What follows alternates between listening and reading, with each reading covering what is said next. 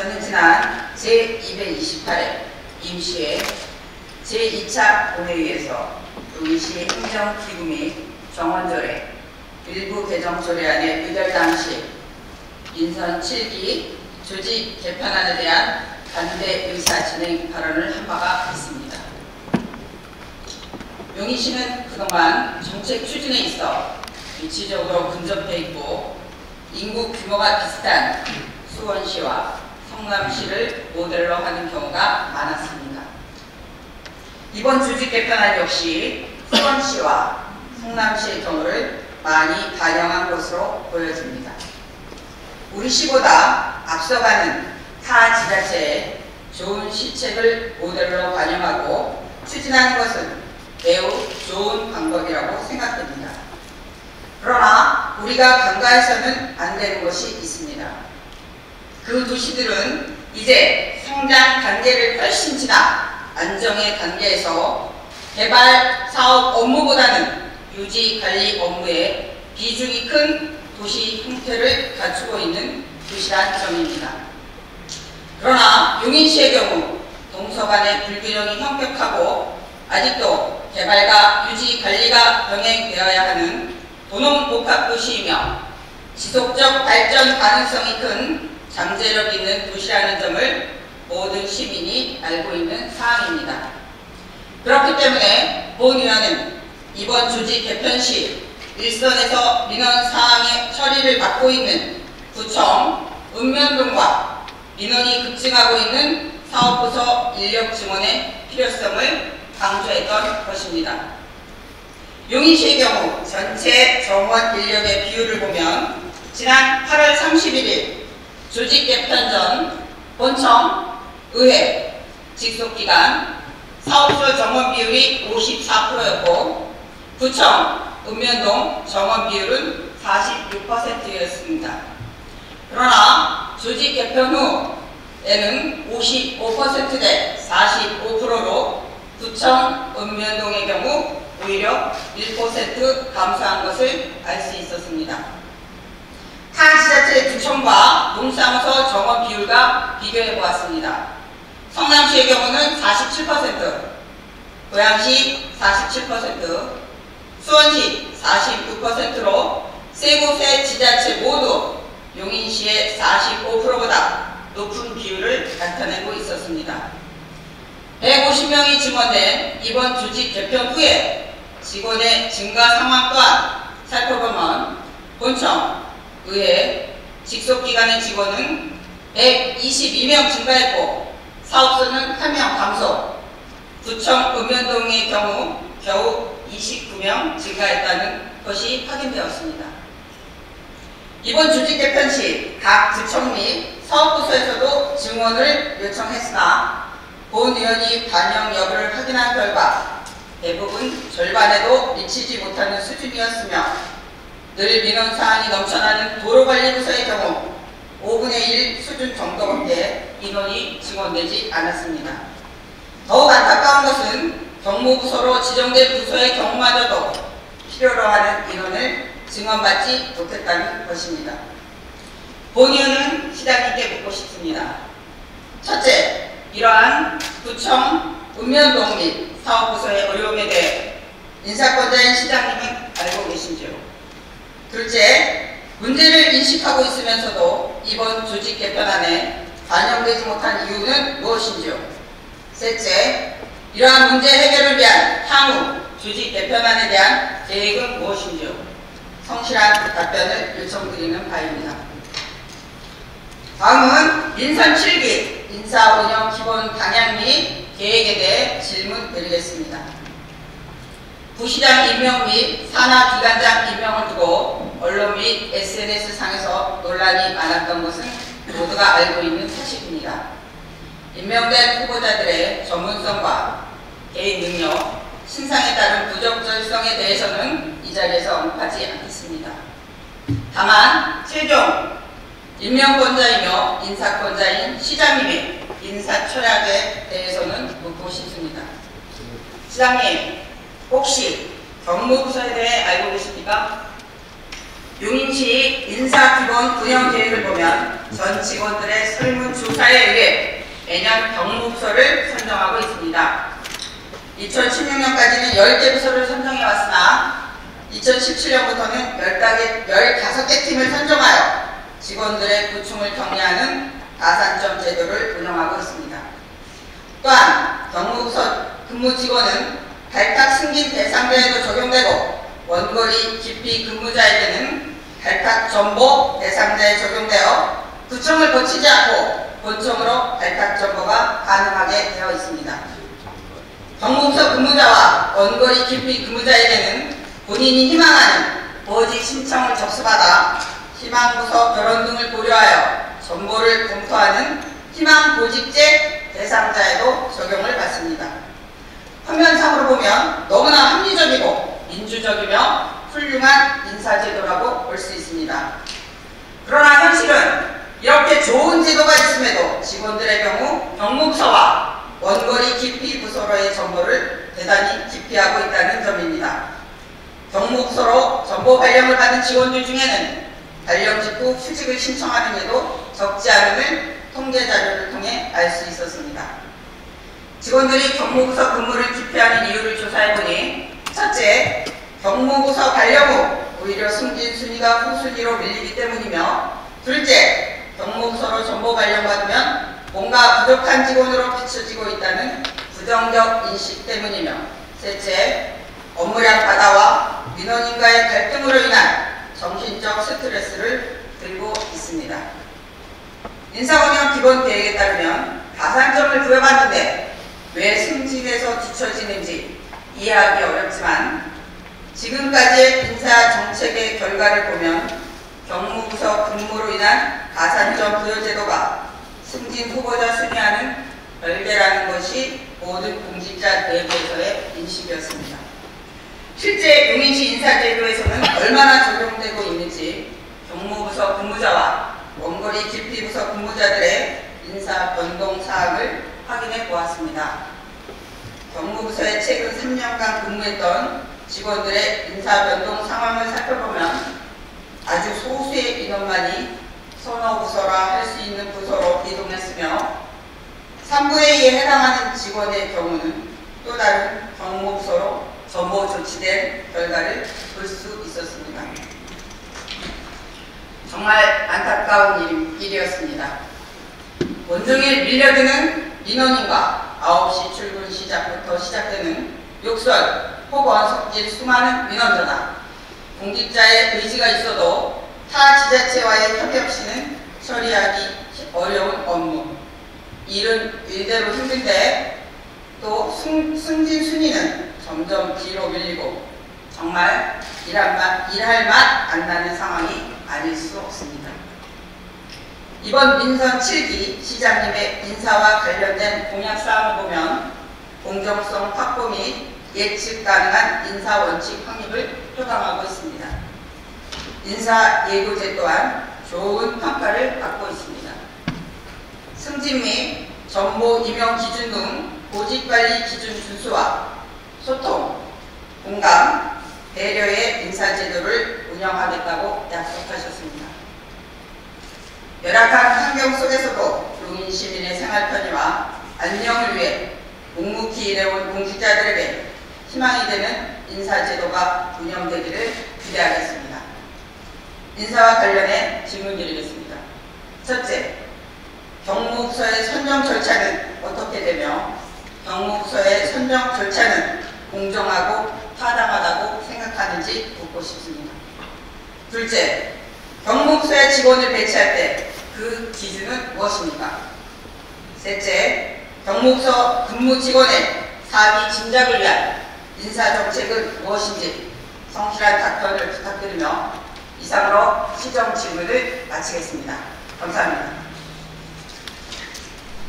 본 의원은 많은 의원님들이 이 자리에서 지적하셨지만 점점 심화되고 있는 용시의 동서불균형 개발의 문제점과 이를 개선해 줄 것을 다시 한번 요청하고자 합니다. 얼마 전 용인시는 미래 20년을 준비하는 2035 도시기본계획을 확정, 발표하였습니다. 계획인구 128만 7천 명과 처인지역 분산 개발 등 나름 동서균형 발전의 의지를 담고 있는 것으로 보입니다. 그러나 과거의 예산 편성들이 예로 볼 때 이에 실현 가능성에 회의적인 시각입니다. 이에 구체적인 실행 계획을 밝혀주시기 바랍니다. 다음은 화면을 참고해 주시기 바랍니다. 그동안 용인시는 3개구의 실정을 감안하지 않은 획일적인 예산 투입으로 용인시 면적의 79%를 차지하고 있는 처인구의 최근 3년간 면적 대비 도로 예산의 사업비 확보 비율은 마이너스 29.5%로 기흥구의 9.7%, 수지구의 19.8%에 비해 현저하게 낮게 편성되어 있습니다. 처인구는 역곡지구와 보리, 남사, 역삼지구의 개발로 젊은 층의 인구가 급속히 늘어나고 있습니다. 금년 9월 말 현재 40대 이하의 인구 비율은 47%로 타 지역과 큰 차이가 없음에도 불구하고 농촌 지역이라는 선입견으로 인해 처인구는 그동안 많은 차별을 감수해야 됐습니다. 특히 처인 지역은 소로나 마을 앞의 도로의 경우 총 109건의 공사 중 진행 중인 것은 많으나 완공이 불과 3건에 불과하며 나머지도 총 공사의 50%로만 확보되고 있는 실정입니다. 공사가 완료된 구간도 보시는 바와 같이 도로가 협소하여 사고가 자주 발생하고 있습니다. 화면 넘겨주시죠. 보시는 바와 같이 도로가 협소하여 사고가 자주 발생하고 있습니다.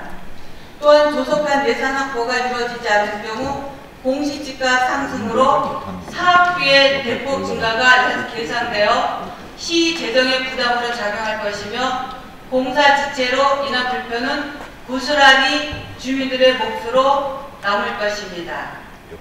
정확한 현황 조사 및 신속한 예산 지원이 필요합니다. 그리고 처인 지역은 덕성산업단지 등 대규모 산업단지의 원활한 운영을 위해 도로 예산을 확충하여 화성이나 평택 등에 비해 유리한 입지를 가진 처인구가 향후 기업 유치의 비교 우위를 선점할 수 있는 여건을 조성하기 위한 비전이 있는지 제시해 주시기 바랍니다. 또한 처인구는 도농 복합지역입니다. 그러나 농업지역의 농배수로 시설이 노후하여 품질 좋은 농산물을 생산할 수 있는 여건이 갈수록 나빠지고 있습니다. 농로 및 배수로 정비 등을 통해 원활한 영농활동을 지원하고 나아가 농가 소득 증대 방안을 위한 책임있는 자세와 대책을 마련할 것을 촉구합니다. 그리고 처인 지역은 제대로 된 종합복지기관이나 문화시설도 부족하여 주민들의 문화, 복지 수요를 충족하지 못하고 있는 실정으로 이를 개선할 방안이 있는지 밝혀주시기 바랍니다. 용인의 미래인 처인구의 기반시설을 정비하고 문화복지시설을 확충하여 살기 좋은 친환경 문화도시로 만들어줄 로드맵을 제시하여 동서가 균형을 이룰 용인시를 만들어야 합니다. 인구뿐 아니라 면적을 감안한 조직 개편 및 예산 증액이 필요합니다. 이를 위해 안전등급 미달인 처인구청을 문화복지 복합청사로 신축하여 주민들의 복지 수요를 충족시키고 급격히 쇠퇴하고 있는 구도심의 상권을 살릴 방안 또한 적극 검토해 주시기 바랍니다. 얼마 전 유수희 다국적 기업이 성남에서 용인으로 이전하였습니다. 이는 우리 공직자들의 보이지 않는 노력과 함께 우리 용인이 아직도 매력 있는 지역임을 입증하고 있는 것입니다. 전 세계가 기업 유치에 사활을 걸고 있는 지금 우리도 모든 행정력을 동원하여 알짜 기업의 유치에 총력을 펼쳐주시기를 바랍니다.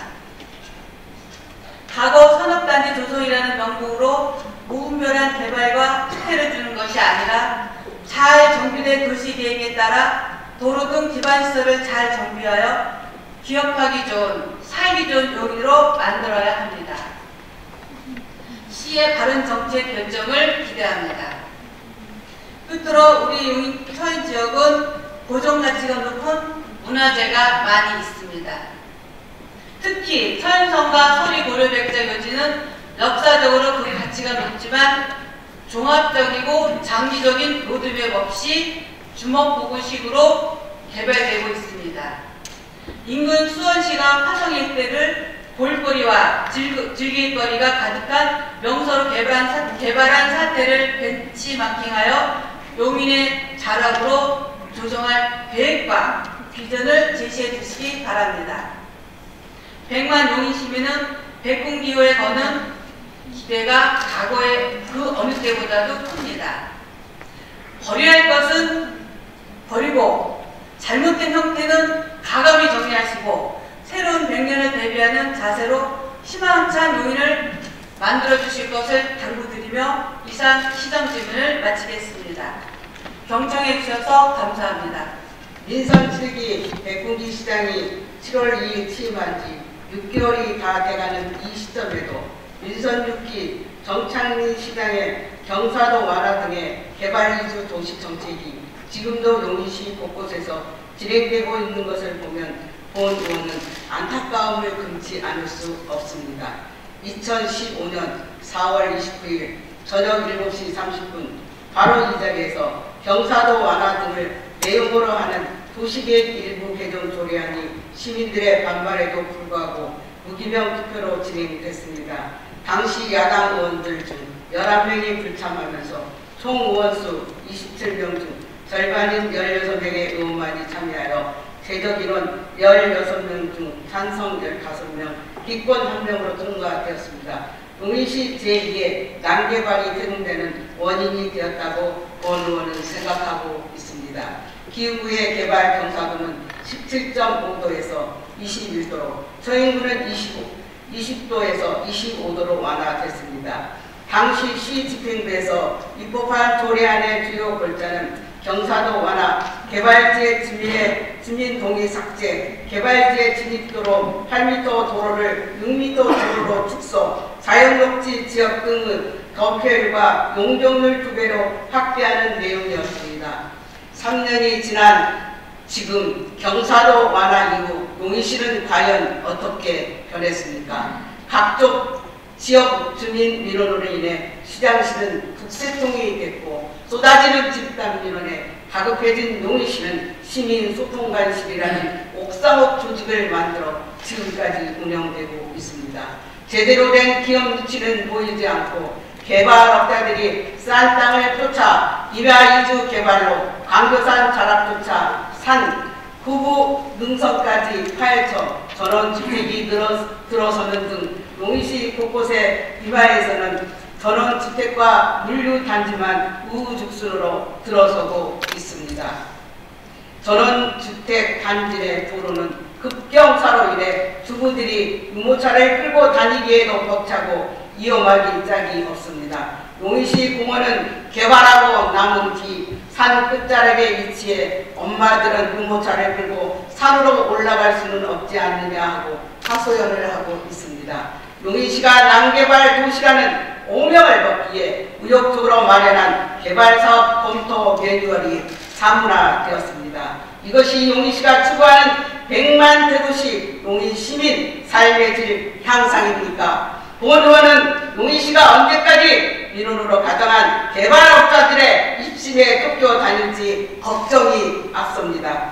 그들이 기반 시설도 제대로 안 갖추고 떠난 그 자리는 결국 용인 시민들만의 몫일 뿐입니다. 또 기업 유치라는 명목으로 산업단지 특별법으로 개발업자들이 형식적인 투자 의향서를 받아 싼 땅을 쫓아 자연녹지와 임야를 개발하는 것이 작급의 현실입니다. 그 현실은 지금 어떻게 되었습니까? 산등성이가 왜 용인시 경계에서만 따라서 무수히 잘려나가고 있습니까? 왜 기반시설도 제대로 없고 공간거리조차 확보되지 않은 고층의 고밀도 아파트 숲이 기흥 역세권에 들어섰습니까? 왜 용인시 개발은 치밀하게 진행되지 못하고 사전에 개발 정보가 다 알려진 뒤 투기업자와 토지주들에게 비싸게 땅값을 지불하고 이를 용적률 향상으로 변경함으로써 용인시가 앞장서 난개발을 자처하고 있습니다.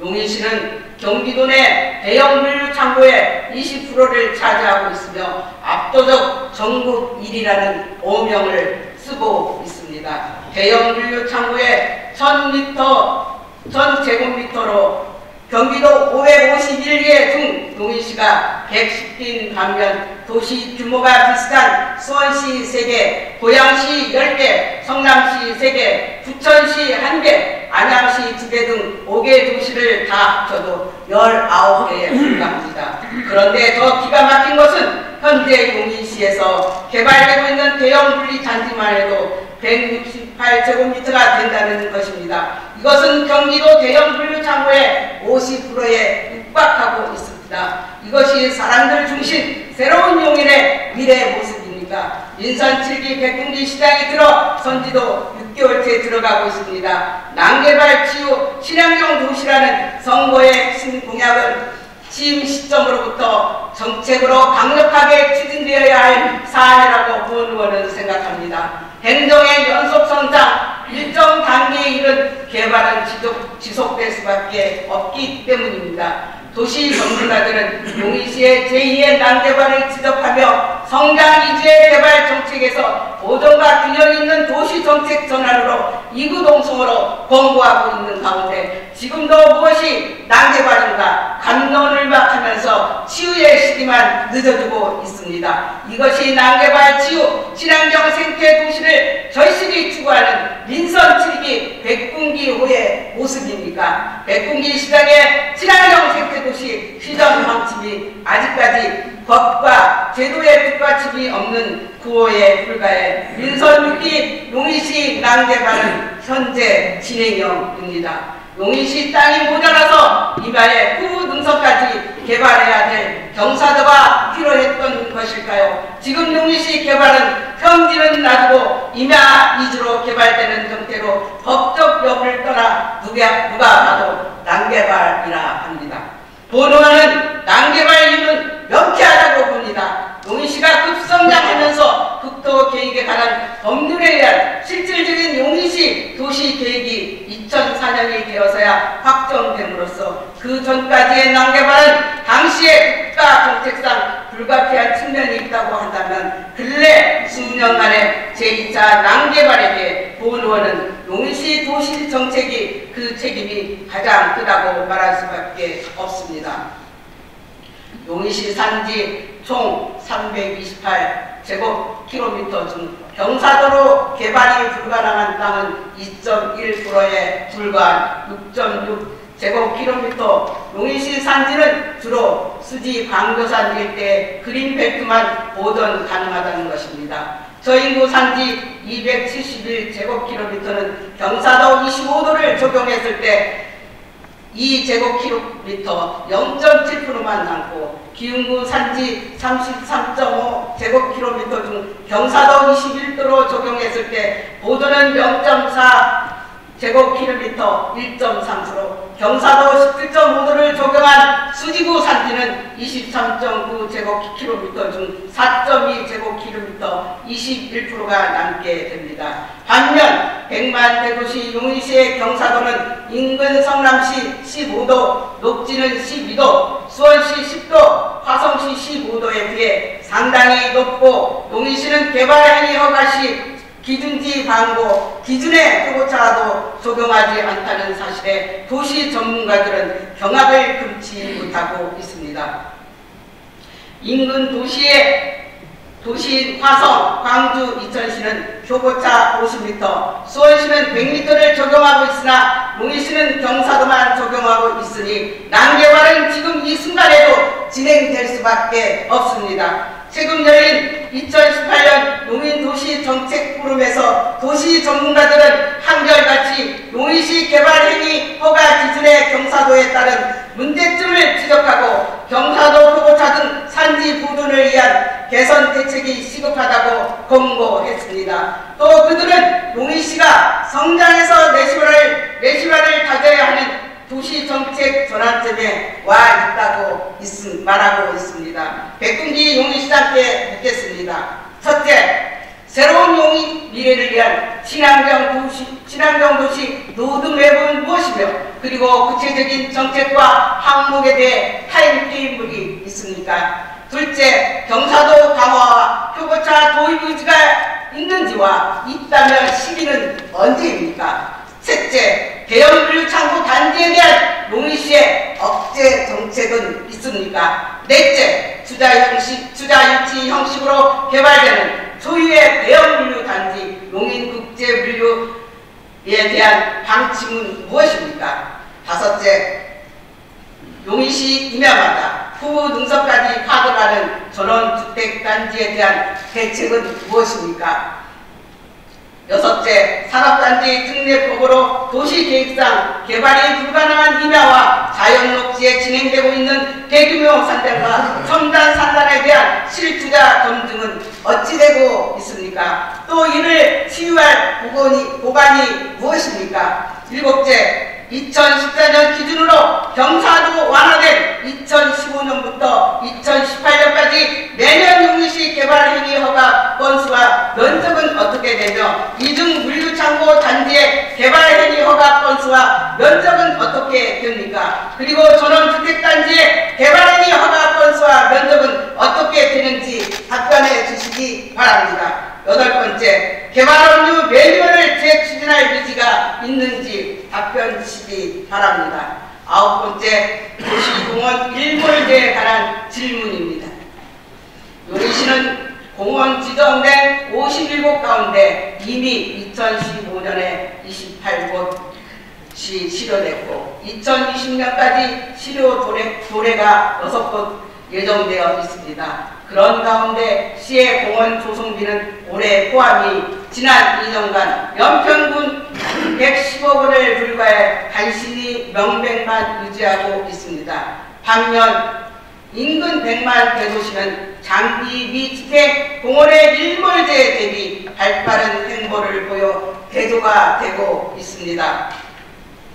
일몰제에 따른 중앙정부의 지방채 지원제도, 경기도 지방채 인프로 등에 대한 이자 5년치 50% 국고 지원을 통해 내년에 고양시 800억 원, 성남시 670억 원, 수원시 425억 원, 부천시 152억 원의 재원을 확보하고 11일을 포함해서 고양시는 1,000억 원, 성남시는 1,330억 원을 투입한다고 합니다. 용인시 공원 관련 부서는 2020년 장기 미주택 공원 2020년 실효 도래 6곳에 보상 미만 최소 1,000억 원을 잡고 있는 것으로 알고 있습니다. 용인시는 2019년 지방채를 발행해서 2020년 장기 미주택 공원을 해소할 의지가 있다면 구체적인 보관은 무엇입니까?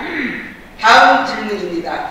본 의원은 지난 민선 6기에서 수차례 거쳐 시정 질문을 통하여 지적한 바 있으나 현재까지도 개선되지 않고 있는 용인시의 행정의 가장 사각지대라고 할 수 있는 행정사무 위탁에 관하여 질문하도록 하겠습니다. 이 건과 관련해 본 의원은 지난 2014년, 2016년, 2017년 세 차례에 걸쳐 이 자리에서 용인시 이탁의 행정상 부적정 사례와 이탁 관련 조례의 입법상 문제에 관하여 구체적으로 지적하고 전면 정비할 것을 촉구한 바 있습니다. 먼저 지난 2014년 본 의원의 지적에 대해 당시 기획재정국장은 민간 위탁의 공정하고 투명한 절차적 근거와 행정상 문제에 관하여 조례 규칙의 개정과 행정 지도를 통하여 지속적으로 노력하겠다고 답변하였습니다.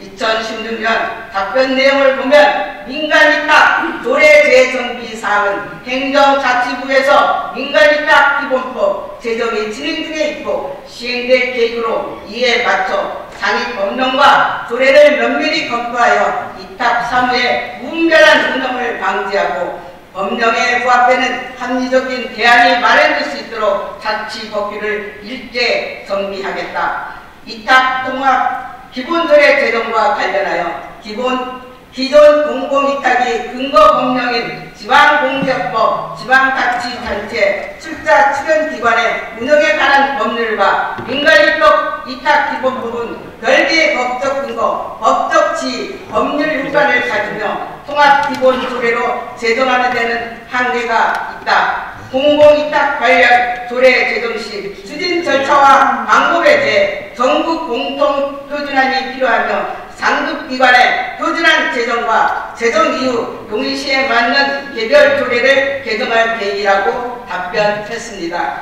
그리고 지난해 2017년 답변에서는 지방자치법 등 개별 법령에 따라 통합기본조례나 공공위탁 개별조례 제정 여부 등을 충분히 검토하여 관계조례 정비 방안을 마련하겠다고 했습니다. 아울러 공유재산의 위탁과 관련해 관리위탁과 위탁관리의 경우에는 총괄부서가 달라서 공공시설 위탁관리에 대해 소홀한 점이 있으나 해당 부서와 긴밀히 협조해 관리 운영에 소홀함이 없도록 소속한 시일 안에 위탁사무 전반에 걸쳐 대상 사무의 성질, 법적 근거 지위 등을 검토해서 관련 조례의 재개정을 통해서 위탁사무가 공정하고 투명하게 운영하겠다고 답변했습니다. 그럼에도 불구하고 2018년 현재 용인시 위탁 조례들을 보면 법령에 근거 없이 조례로 위탁하는 사례, 법령과 조례 간에 상충되는 등 법령상 불부합 사항들이 여전히 존재하고 있습니다. 행정기관을 대외적으로 변경하는 행정사무 위탁에 있어 행정 절차상 문제와 자치법규의 위법 부당성에 대하여 3번씩이나 질문했음에도 집행부는 그때마다 반복적으로 개선하겠다며 무성의한 답변으로 일반하는 이러한 태도는 법적 논거를 통해 정당한 지적을 한 본의원을 무시하는 것이자 신성한 주민의 대의기관인 시의회를 경시하는 것으로밖에 볼 수 없습니다. 본의원은 민간위탁, 공공위탁과 관련해 통합기본조례 제정이 필요성을 지적한 바 있습니다만 집행부에선 공공위탁의 경우 근거 법령인 지방공기업법, 지방자치단체, 출자 출연기관, 운영에 관한 법률, 그리고 민간위탁기본법은 별개의 법적 근거, 법적 지위, 법적 효과를 가지므로 통합기본조례로 제정하는 데는 한계가 있다라고 답변한 바 있습니다. 지방자치법 제104조 제2항을 보겠습니다. 지방자치단체장은 그의 권한에 속하는 사무를 공공단체 등에 위탁할 수 있다라고 규정되어 있습니다. 지방공기업법, 지방자치단체 출자 출연법은 관계 법률이자 이 법의 적용 대상 기관이기도 합니다. 참고로 법제처에서 지방공기업 및 출자 출연 기관 등은 모두 공공단체라고 해석하고 있습니다. 따라서 지방자치법 제104조 제2항은 용인시장이 공공단체에 위탁할 수 있는 법적 지위를 정하고 있으며 지방공기업이나 또는 출자 출연 기관 등에 위탁할 수 있는 경우에는 반드시 조례 규칙으로 정한 후 위탁할 수 있는 것입니다. 집행부에서는 공공위탁 관련 조례 제정 시 개별 조례로 개정할 계획이며 투명한 위탁사무의 관리를 위해 불합리한 점들을 개선하겠다고만 했습니다만 현재까지 추진된 사항은 전무합니다. 마지막으로 지방자치단체 위탁제도는 크게 사무의 위탁과 공유재산의 위탁으로 구분됩니다. 일반적인 민간위탁, 공공위탁 외에도 행정재산의 관리위탁과 일반재산의 위탁관리 제도도 법상 엄연히 존재함에도 불구하고 아직도 조례조차 마련하지 못하고 있는 것은 위탁행정 분간의 부재로 위법 행정 그 자체입니다. 현재 우리시에서는 행정재산의 관리위탁 사무가 민간위탁과 법리적으로 구분되지 못하고 혼용되고 있는 관계로 위탁 조례 비비로 인하여 치명적인 절차상 하자가 발생되고 있어 당연히 무효도 제기될 수 있다는 점을 본 의원은 강력히 경고합니다. 따라서 법령의 범위에서 우리시의 조례가 없는 경우이거나 조례의 오류나 오인 부분을 잘 헤아려 조속한 시일 안에 이를 보완하는 등 이탁 행정의 합리적 운영을 재차 촉구드립니다. 시장께서는 본 의원의 법정 농고에 대한 지적과 관련하여 이탁 사무의 합법적 합리화 방안에 대한 특단의 대책과 방안을 강구하여 이에 대한 로드맵을 수립한 후 답변해 주시기 바랍니다. 이상 시정 질문을 마치겠습니다. 장시간 경청해 주셔서 감사합니다. 본 의원은 백군기 시장께서 민선 7기 시장으로 취임하신 지 4개월이 지난 지금까지의 시정 운영과 관련하여 두 가지 문제점에 대하여 질의하고자 합니다. 첫 번째, 용인시 산하기관 임명에 관하여 질의합니다.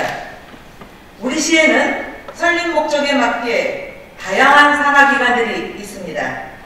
먼저 지역사회 인재 양성을 위한 인재육성재단이 있으며 지역문화예술 부흥을 위한 용인문화재단이 있고, 또한 창의적인 청소년 육성을 위한 청소년 미래재단, 도시기반시설 확충을 통한 지역경제 활성화를 위한 용인도시공사가 있습니다. 이 외에도 용인시 축구센터나 체육회, 용인예총, 용인디지털산업진흥원, 자원봉사센터 등 다양한 산하기관이 설립 목적에 맞게 운영되고 있습니다. 이같이 다양한 산하기관들은 그 역할과 기능이 중요하여 시 차원에서 많은 예산을 투자하고 지원 관리하고 있으며 산하기관장에 대한 임명권은 시장에게 있는 것으로 알고 있습니다.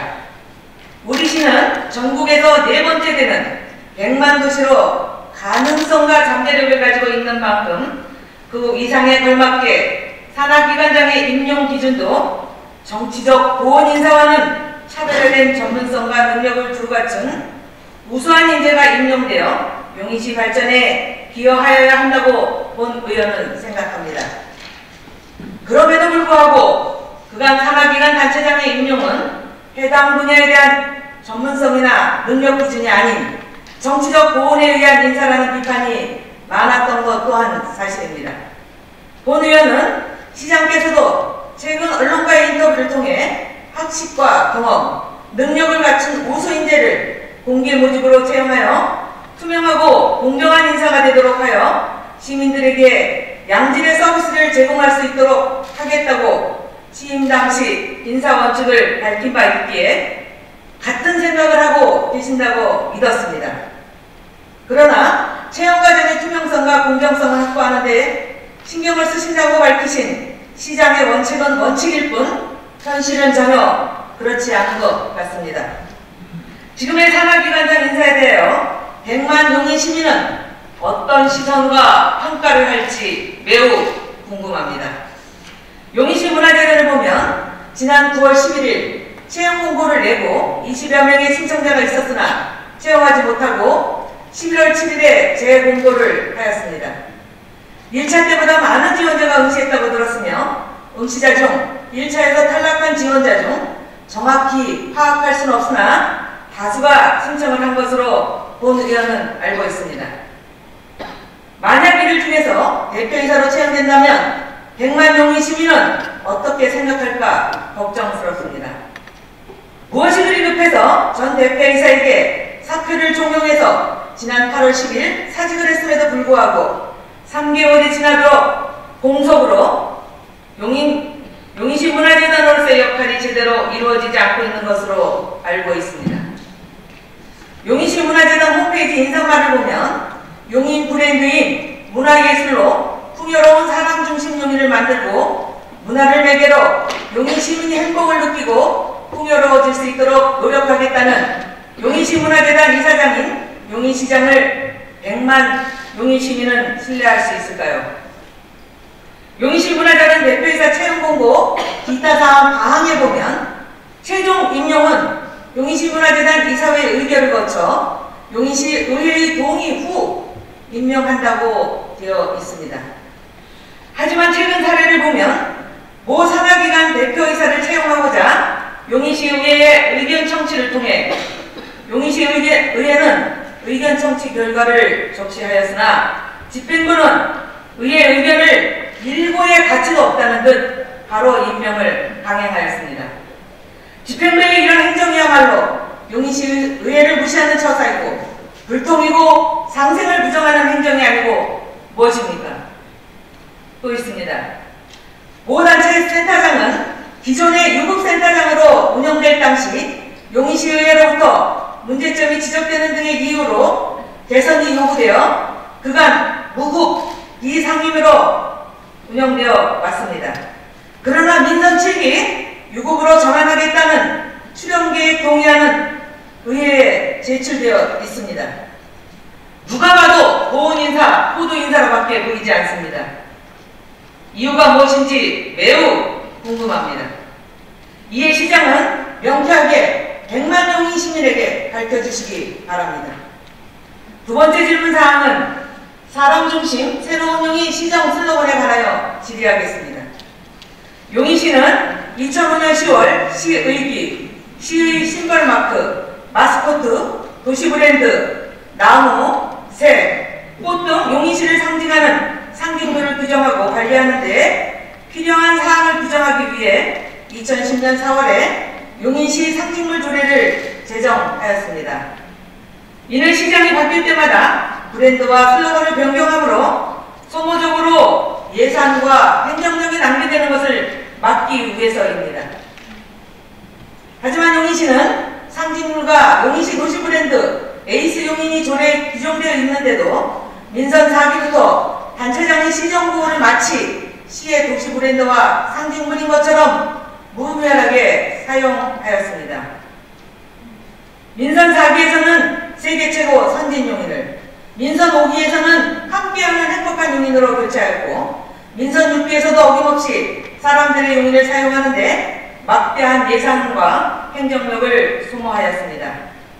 이는 용인시의 정체성을 흔들 뿐만 아니라 막대한 예산이 소요되므로 이내 이에 대한 피해는 온전히 시민이 떠안는 결과를 초래하였습니다. 다행인 것은 민선 7기 들어서는 슬로건인 사람 중심 새로운 용인에 대해서는 상징물이 아닌 것을 인지하고 시장께서도 취임 초기 그간의 문제점과 지적들을 개선하고 과거의 잘못된 관행을 되풀이하지 않겠다고 시정 브리핑을 통해 시설물 교체로 인한 재정 낭비 등을 방지하기 위해 그대로 사용하겠다고 언론 홍보하셨기에 백군기 시장은 다른 줄 알았습니다. 하지만 본의원은 매우 유감스럽습니다. 백군기 시장은 당선 초기 시정 브리핑을 통해 당선인의 사람 중심 시정 철학과 일맥상통하고 간판 등 시설물 교체로 인한 재정 낭비 등을 방지하기 위해 민선 6기의 시정구호인 사람들의 용인을 그대로 사용하겠다는 의지를 피력한 바 있습니다.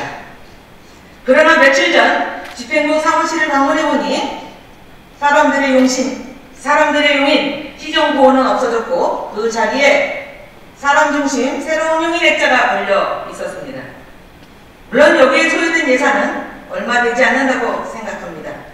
하지만 점진적으로 5개 광건물, 게시대 등도 민선 7기 시정 규정으로 도배될까 상당히 우려스럽습니다. 이 같은 우려는 현실이 될 것 같습니다. 2018년 10월 18일 전 부서에 배부한 민선 6기 시정 비전 등 근거 없는 상징물 정비 알림 공문에 따르면 용인의 관문 역할을 하는 시경계 표지는 민선 7기 시정 비전을 반영하라고 구청 건설도로과에 지시한 것으로 알고 있습니다. 잘못된 관행이 되풀이되지 않게 개선하겠다는 시장의 초심은 어떻게 된 것입니까? 이것이 진정 시장의 생각이 제대로 전달된 것인지 묻고 싶습니다. 시장은 혹시 우리 시 시정 슬로건과 디자인이 창원시 슬로건과 디자인이 같다는 것을 아십니까? 창원은 사람 중심 새로운 창원이고 우리 시는 사람 중심 새로운 용인입니다. 같을 수도 있지 하셔도 좋습니다. 하지만 묻고 싶습니다. 우리 시와 창원시가 어떤 점에서 시정 철학을 담고 있는 시정 슬로건까지 같은지 말입니다. 각 부서에서는 시정 비전이 바뀔 때마다 공공건물과 공공시설물에 서로 앞다투어 시장의 강력한 슬로건 요구에 많은 예산을 투입하여 100만 용인 시민과 공직자들에게도 혼돈을 초래하지 않길 바라며 조례를 위반하지 않도록 철저하게 초심을 잃지 않으시길 바랍니다. 위 시정 비전 활용 및 정비 추진 방향을 살펴보면 시설물 교체로 인한 재정 낭비 등을 방지하기 위해 민선 6개 시정 보호인 사람들의 용의를 그대로 사용하겠다는 초심은 전혀 보이지 않습니다. 이에 대한 시장의 생각은 무엇이고 향후 어떤 계획을 가지고 있는지 답변해 주시기 바랍니다. 이상 경청해 주셔서 감사합니다. 시민들의 투표로 선출되어 의회와 시청에서 활동한 지 벌써 150일이 지났습니다. 이전의 의원이나 시장과 다르게 친정으로 소통하고 시민만을 생각하며 의전과 시정을 펼쳐왔는지 한 번쯤 되돌아봐야 할 시점이 아닌가 생각합니다. 저는 오늘 용인시 미래를 위해 챙겨봐야 할 것들에 대해 질의하려고 합니다. 바로 4차 산업혁명과 스마트 시티에 관한 것입니다. 미디어나 정부 정책을 통해 너무나 흔하게 듣는 말입니다. 용인시는 앞으로 다가올 피할 수 없는 엄청난 변화에 대해 어떠한 비전을 가지고 미래를 준비하고 있습니까? 4차 산업혁명 시대는 5G와 인공지능, 사물 인터넷, 빅데이터, 모바일 등 첨단 정보통신 기술이 경제, 사회 전반에 융합되어 혁신적인 변화가 나타나고 있습니다. 여러 분야의 신기술이 결합되어 현실의 모든 제품과 서비스를 네트워크로 연결되고 사물이 지능화됩니다. 이러한 변화는 초연결과 초지능을 특징하기 때문에 엄청나게 빠른 속도로 광범위하게 영향을 끼치게 됩니다. 미래를 준비하지 않으면 따라가지 못할 만큼 뒤떨어지고 경쟁조차 할 수 없게 된다는 것입니다. 용인시는 이런 변화에 대해 무엇을 준비하고 있습니까? 공직의 조직 면에서도 보면 용인시와 함께 100만 특례시를 가고 있는 수원시는 주문기인 기획기동실의 정보통신과에 빅데이터 팀을 두고 도시정책실 아래 도시계획과 스마트시티 팀을 두어 도시정보와 도시계획이 정부 정책과 기술의 발전에 따라갈 수 있도록 준비하고 있습니다. 성남시의 경우 더 비중을 두어 행정기획기동실에 도시정보과를 두고 스마트시티팀과 빅데이터 팀을 두어 유기적인 시정이 이루어질 수 있도록 대비하고 있는 시점입니다. 우리 용인시는 4차 산업혁명과 관련된 업무를 담당하는 자리는 자치행정실 아래 정보통신과의 스마트팀 정부팀장님과 신노관 한 분이 전부이며 스마트시티와 관련해서는 아예 부서 자체가 없는 현실입니다. 시정의 내용적인 측면에서도 수원시의 경우 지난 11월 14일 디지털 수원 비전 선포식을 갖고 인공지능과 음성인식 기능을 기반으로 한 통합 플랫폼을 구축하게 하였으며 시정 전반에 시민과 함께하는 창의적인 정책변을 위해 디자인 싱킹을 도입하려고 하는 등 스마트 도시를 위한 선체적인 준비를 하고 있는 현실입니다. 성남시는 황교 디지털밸리뿐만 아니라 지역 혁신형 스마트시티 조성 리빙랩을 운영하고 4차 산업혁명에 맞춘 규제 개혁 방안을 모색하는 등 우리 용인시와 비교하여 한 발짝 아니 두 발짝 이상 앞서가는 시점을 펼치고 있는 현실입니다.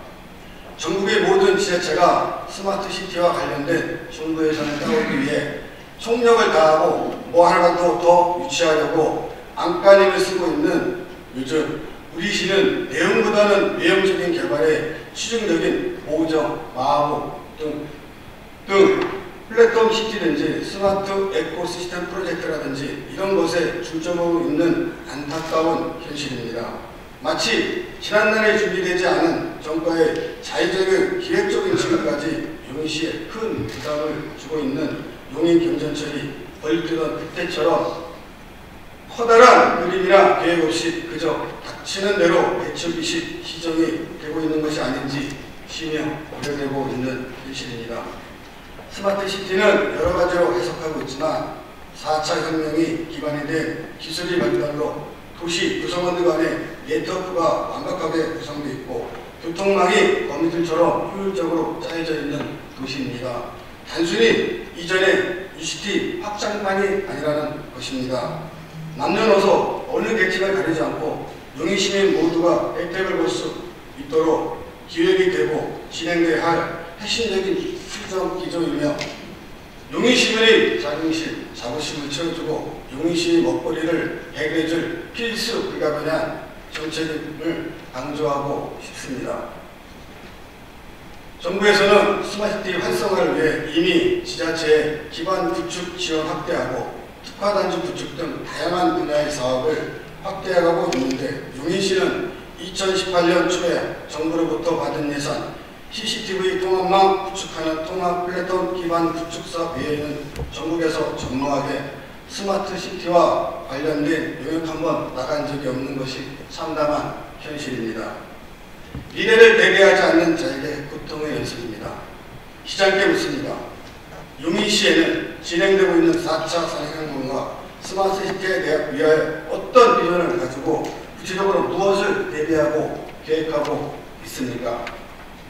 더불어 위안령에 관련된 용인시 학생들 교육 관련해 질의를 드리도록 하겠습니다.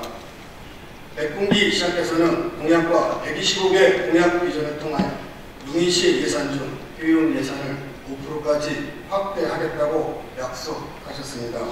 이러한 교육 예산의 내용에 학생들에게 과학 지식을 높이고 창의성을 개발하는 내용의 프로그램이나 지원해야 될 항목이 얼마나 들어있는지요. 앞으로는 문과, 이과 가리지 않고 창의력과 컴퓨터 활용 능력이 절대적으로 지배하는 세상이 다가옵니다. 용인시에 살고 있는 학생들에게 미래를 대비할 수 있는 여건과 조건을 제공할 계획은 있으신지요? 용인시 관내의 대학들과 연계하여 초, 중, 고교 학생들에게 변화의 물결에 대비할 수 있는 충분한 프로그램과 교육을 제공할 수 있다고 본 위원은 판단하는데 시장님께서는 어떻게 생각하시는지요? 사람에게 투자하면 지역이 살아납니다. 용인시 미래는 용인시 어린 학생들에 달려있다고 봅니다. 앞으로 다가올 시대는 취업의 시대가 아니라 창업의 시대로 변하고 있습니다.